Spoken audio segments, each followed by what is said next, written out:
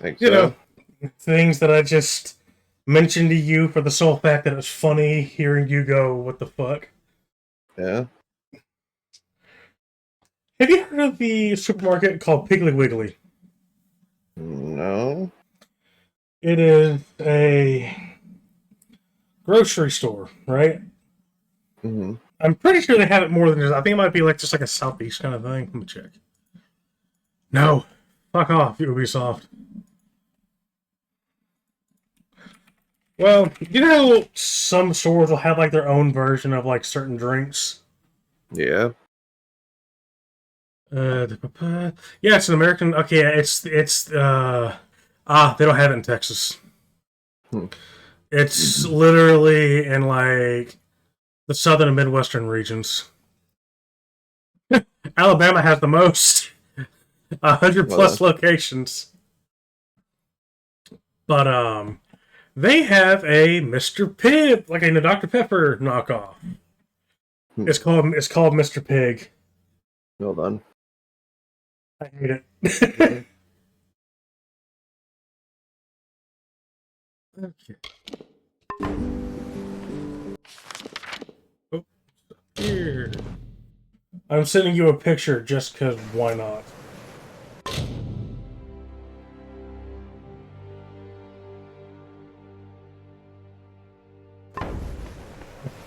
Itch, itch, itch.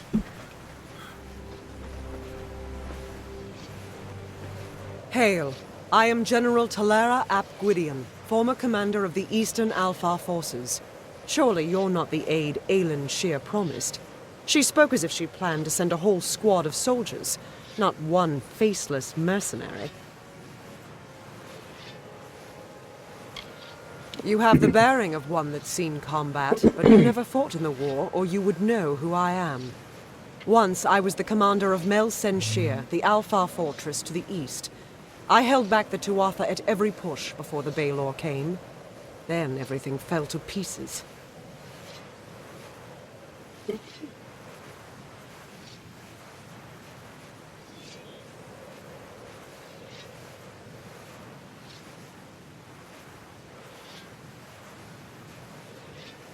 Itch, itch again, damn it. So, she is behind this. That woman. One too many times she's meddled in my affairs, making promises she never intends to keep. Well, perhaps it is for the best. The fewer people involved in my affairs, the better. You see, misfortune follows closely at my heels. It is the lot fate has cast for me. Oh, well done. What? The What you Baelor is a showed me. thing of dread, Yeah. an Iskaru lord that the Tuatha managed to coerce into fighting on their behalf. Against the Tuatha, I had some success. But no ordinary weapon can best the Baelor. One must fight darkness with light. We may be lofty, but we are not weak. Our land is cold and harsh, and we have long studied the noble arts of bow and blade. Across 1,000 battlefields, my spear paints a red masterpiece.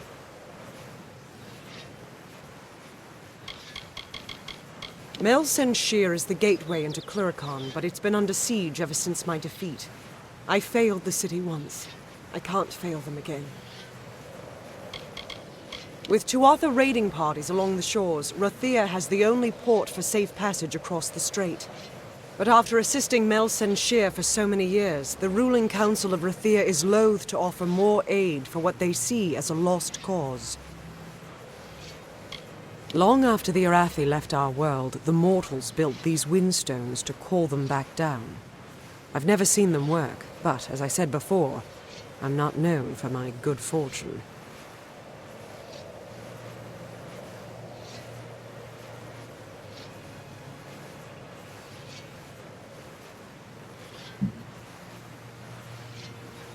God, hang on.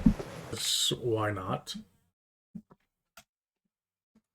I said, sand, you piece of shit. The years have been What would long you have to since say I your first favorite learned of show the would be means for that might deliver Transformers? Mel Sen Shear Yeah. from the Tuatha. It lies 'Cause in for me, it's Earl definitely Tusk, Cybertron. beyond a gate fated never to be opened, in a hall awash with Niskaru. Any who seek access to the ruin must face them.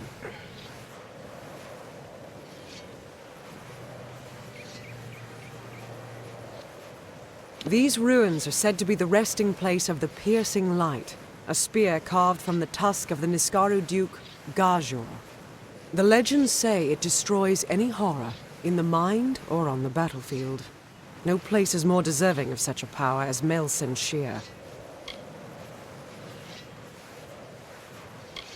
For all my years of research, I've only ever found one clue to this puzzle: when the great voices rise in song. It may refer to the wind stones scattered across the plains. They bear a striking resemblance to the stones of this ruin. But that's simply me grasping at answers. Take this chime. It is said to have been taken from the ruin during its construction many centuries ago. I've tried using it on the windstones with no luck.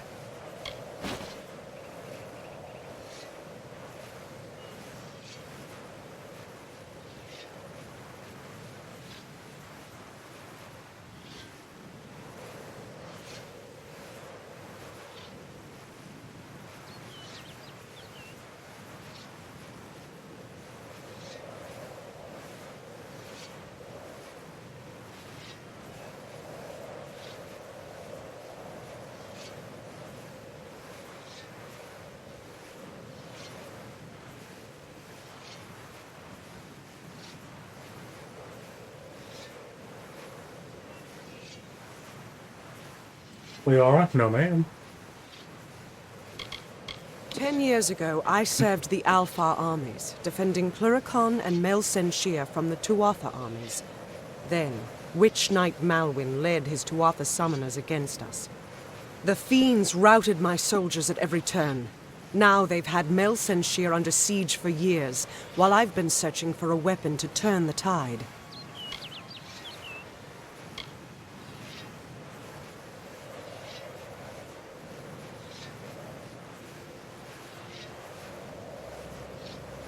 No, ma'am. Leave Clover out. Damn it. Let's talk about ourselves. Ow. Earl Tusk, the tomb of the Divine Fang, the Piercing Light. With a weapon like that, I could rally the troops at Melsen Shear and perhaps redeem myself. They say the ruin is guarded by legions of Niskaro, led by a beast known as Azagal. Whether this is true or the stuff of legend, I don't know.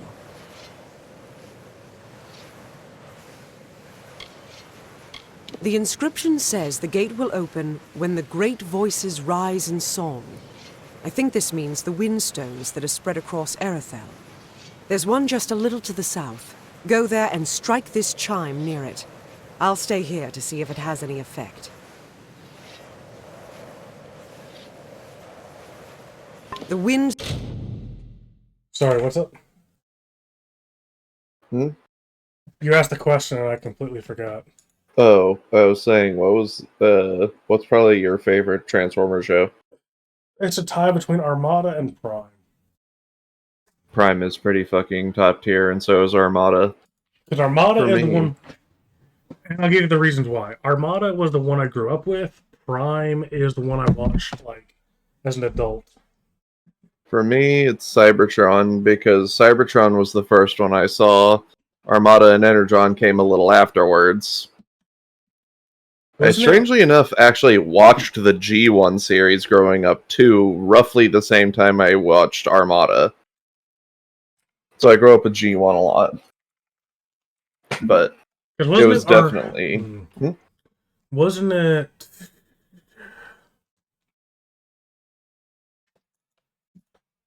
It was Armada, Energon, and then Cybertron, wasn't it? Yep. Even though actual continuity-wise, Cybertron has no actual connection, but I will say Hasbro wanted to make it a trilogy, but they didn't have a show to fall back on, so they had to fall back on Transformers Galaxy Force, which was Cybertron at the time in Japan. So they decided to force the connection, but other than that, Cybertron doesn't actually have a connection to the other two. I will say I do love Starscream's Armada design. That is my favorite version of Starscream. Also, Sky, I found a channel I'm definitely hiding on my fucking Roku. It's Also, nothing. something. Do you remember Transformers Energon or Cybertron's Override? That one female race car transformer? I don't remember. The It's fucking weird thing about it is apparently Override was male in Japanese. Stones are located all across the Also, plains. yeah, I've seen that art before of Starscream. It's fucking great. I love it. Also, side note, I found a channel I'm definitely hiding on my Roku. What's that? It seems all it shows is fucking dance moms. Oh, well done. Like, I will say, I think more TV services need the hide this channel function. Because I will say, it makes scrolling through so much fucking easier. Yeah. Alright. Oh, all I can say is, fuck all these new fans. Hotshot is better than Bumblebee. Eat your heart out. I wholeheartedly agree. Clover, don't. Alright, a sec. Be mindful of your actions. I can't believe it. The gate shifted? For all my efforts, you simply appear and make it respond.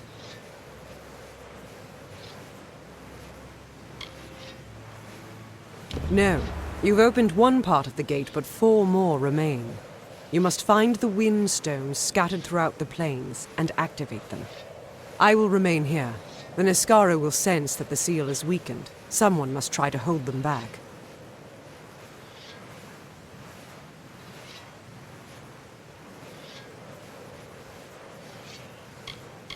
Go sound the chime at each windstone in Arathel. That's the only way to open the gates.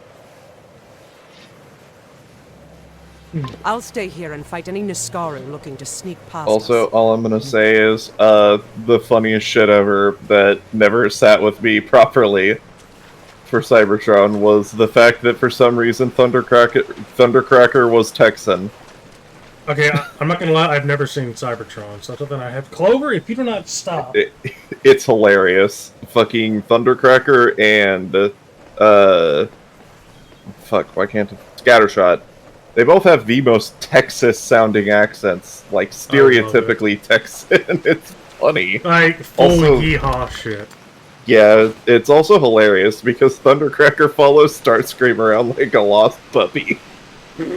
It's so funny. The funny thing is, because of both of their relationships, me and my sister Sarah ended up clicking kind of the same way. So while Starscream was my favorite, Thundercracker was her favorite. By It the was way, because they had a funny little relationship with each other. oh, that's sweet. By the way, I didn't think you were gonna say Thundercracker. My brain went, oh, it immediately replaced it with Thundercracker. I don't know why. Oh god. I don't Also- know why.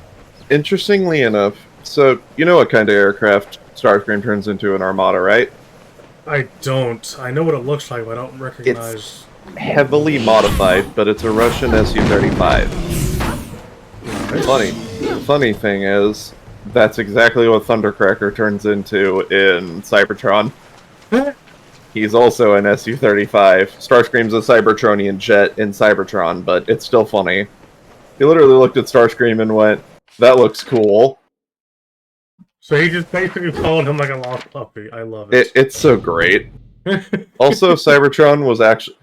everyone was all like, oh, animated's the first time that Optimus turned into anything besides a semi-truck. This is incorrect. The first time that Optimus turned into a fire truck was Cybertron. Yeah, he's a fire truck in here. Nice. He can fly for some reason, but The hell? I know. Could you just imagine being like a pilot and you just see a fucking fire engine flying past you? Indeed. Be like, that's enough meth for me today. Look, it's no. that thing of, they would never believe me. You remember Lockdown from Prime, right? Not off the top of my head.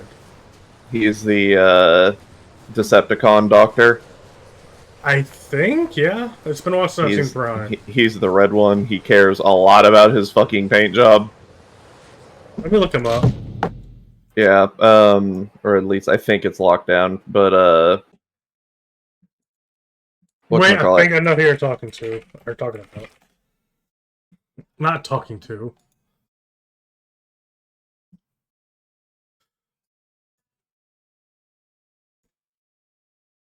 Hang on. Clover, please stop. Was he the one that switched sides? Believe so. I think I know who you're talking about. It's Knockout. Oh yeah, Knockout, that's right. I absolutely loved him. Interestingly, Knockout is from a planet that was actually first introduced in the Unicron trilogy. Really? He's not Cybertronian, he is from Velocitron, Also, which is the speed planet. So it's literally a planet consistent of like large raceways and highways and stuff like that, which first time that Velocitron shows up is actually in Transformers Energon. Didn't really get a huge amount of popularity until Cybertron, though, where they revisit the planet a good couple of times. By the way, I will state I find it very funny. He has the same voice actor as freaking Timmy Turner's dad. Oh, interesting, actually. That is funny to me. Yeah, Also, Darren Norris. I find it funny that for some reason, Captain Bartlett from Ace Combat 5 just cannot get away from aircraft. Oh. Steve Bloom. Oh. Because he voiced Captain Bartlett in Ace Combat 5. Okay. And he voices Starscream in Prime. Okay, hang on. Let me see if I can look it up. So, yeah, he was... Oh my god. Okay, you want to hear something funny? What's up? And let me double check. Clover. Oh. Real quick, the most well-known version of the English voice actor for this specific anime, he showed up in Transformers Energon. I don't remember his name offhand, but he was Kicker. He's Kicker in Transformers Energon, and he plays the most well-known version. Like, he's played this character repeatedly for different English iterations of this character, and he's the primary English voice actor for Amuro Ray. Okay, can I interrupt real quick? Sure. Knockout from Transformers Prime. Jack Smith, Stan Smith's father from American Dad. Huh. Hang on. Cosmo, Jorgen von Strangle, and Mr. Turner were all voiced by the same fucking person. Jeez. It's fucking hilarious to me. That's why I love voice acting, because it's just like, you voice two, and who else now? Like, it is funny. Because it's that kind of thing of voice range, though. Now that I think about it, yeah, it makes I can kind of understand it, but it's the kind of thing you don't really recognize it until you like think about their voices in your head. It's like, oh, wait a minute, that does make sense. Yeah, no, I find it funny that fucking the same person that voices most English voice iterations of Amuro Ray is in Transformers Energon. Because when I went to rewatch the show, I went, wait a second, I recognize that voice. And honestly, dude, Knockout is absolutely one of my favorite characters from Prime. Knockout is a great character, though. He's a good character, but also the fact they made him a bit of a diva on his paint job. A little bit, yeah. But it's a very good use of a comedic character. Yes, he is the comedic relief. Kinda. But I felt bad about the fact that he lost his BFF, though. Right? Okay. For Breakdown. Yeah, that did. Like, that was his BFF, and then they did him dirty in that show. Yeah. Deserved absolutely no that. Okay, hang on. You said Breakdown? Now it's... yeah, Breakdown. Okay. For some reason, I'm not putting a face to the name. He's the one that turns into an SUV. He fought frequently against Bulkhead, and then he got two things that were bad happen to him. He dies. He dies, then he becomes a fucking puppet for that one human that was obsessed with the Transformers. Then he becomes an Energon zombie. Okay, I was gonna say, paint job was blue, wasn't it? Yes, he was blue and he had like a red face. Yeah, okay, I was thinking him, but I couldn't remember, and I wanted to ask. And fucking Knockout was his fucking BFF, and it just sucks what happened to him. No, yeah, he got done dirty. Like, even when I watch him, like, because my cousin let me borrow her Netflix account, and that's how I watched Prime. I'm just like, they did Poor this. guy. Yeah, it's just like, he didn't deserve all that now. He wasn't that evil of a dude. He really wasn't. He was one of the least evil. Do you want to know who he reminded me of watching the show? And you'll probably agree with this the second I say it. Demolisher. Demolisher. Which one? Armada and Energon. He was the anti-aircraft. Let me look him up.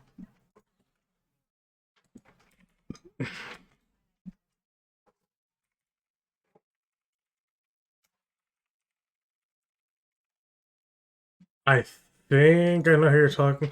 Oh my god, yeah, no, yeah. Breakdown reminded me of Demolisher, and that kind of made me depressed, because Demolisher was a dummy, but he wasn't... He was not evil. Demolisher was one of the least evil cons for that in particular... For both of those in particular series. Right, no, I agree. So I felt really bad when Breakdown fucking had all that happen to him, because I was like, man, he resonated a lot with me. Demolisher didn't deserve all this shit he got.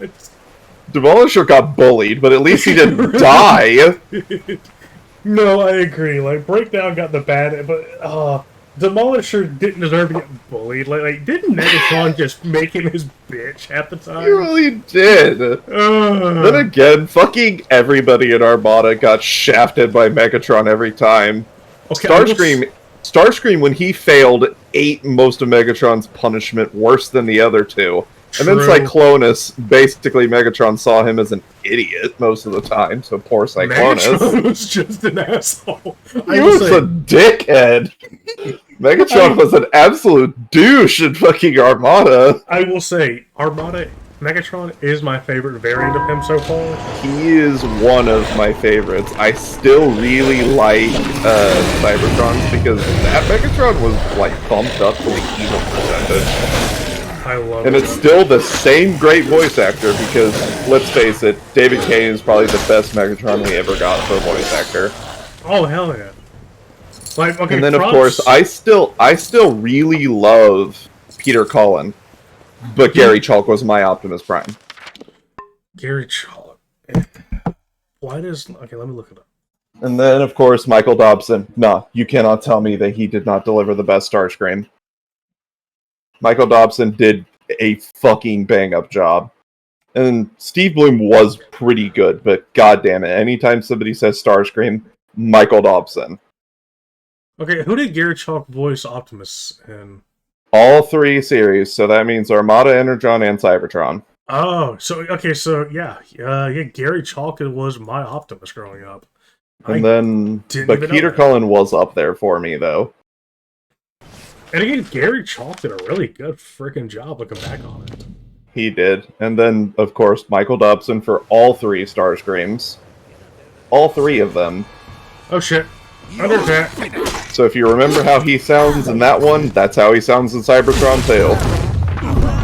Which means the second that if you finally ever decide to watch Cybertron, you're going to be met with three exceedingly familiar voice actors.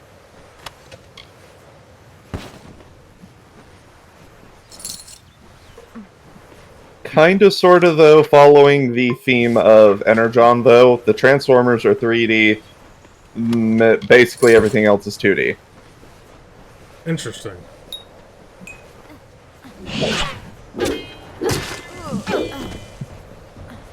Also, Hotshot in Cybertron is the reason why the Chrysler ME412 is one of my favorite supercars.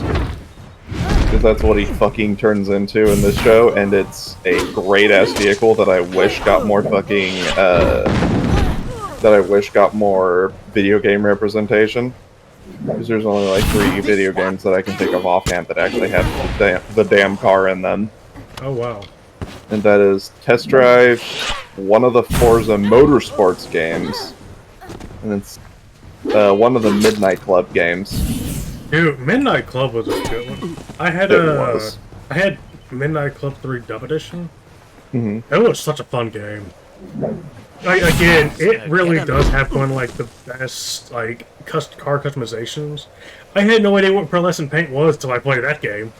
Yeah, no, for the longest time ever, until I really understood the archetypes of Transformers and what they're supposed to be, for the longest time I didn't understand Hotshot and Bumblebee were in the same, like they were supposed to be the same kind of character, basically. They're the Kid Appeal character. Right. So, that's why whenever I'd seen Bumblebee, and then no Hotshot, and then Hotshot with no Bumblebee, I was like, are these two, like, supposed to be the same character? I didn't understand at the time that it was because Bumblebee, they lost the licensing for the name specifically. Really?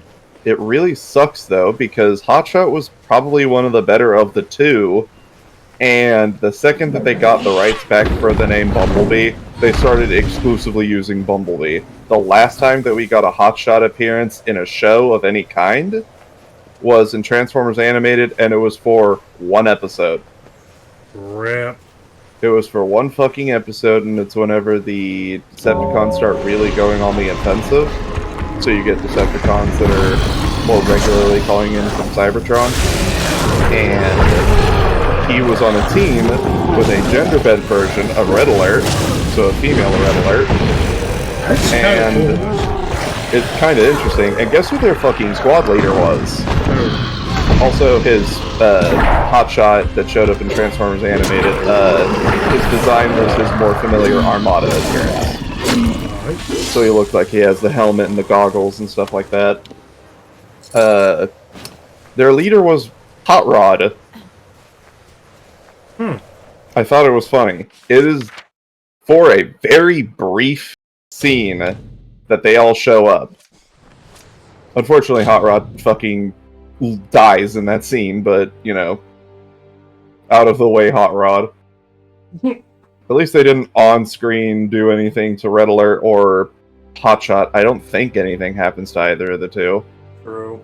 But yeah, no, you could literally look up all 3 of them in Transformers Animated. You'd probably end up being shown the scene that they show up in. I'm gonna have to look it up sometime. I'm just too lazy right now. Fair enough. Yeah, no, I just miss Hotshot. For real, though, to be honest. Like, Bumblebee is cool and all, but Hotshot just... Not only that, but he had like a better... Like, he just had a slicker attitude. He did. He felt like he actually had character growth. Because Hotshot goes from being impulsive, reckless, brash, headstrong, to being more mature. And ends up being a very fine warrior. Whereas Bumblebee is, he's just B.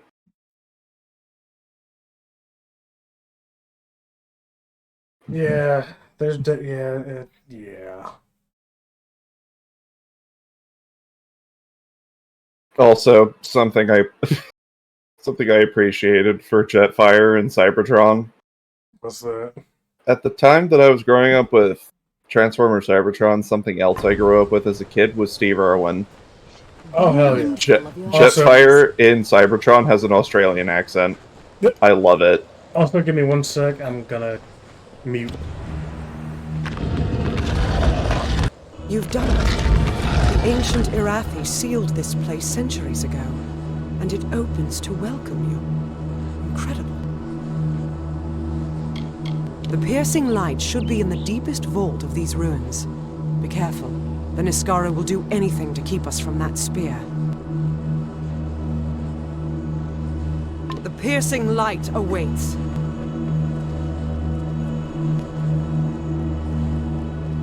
Maybe eat it or don't play with it, baby girl.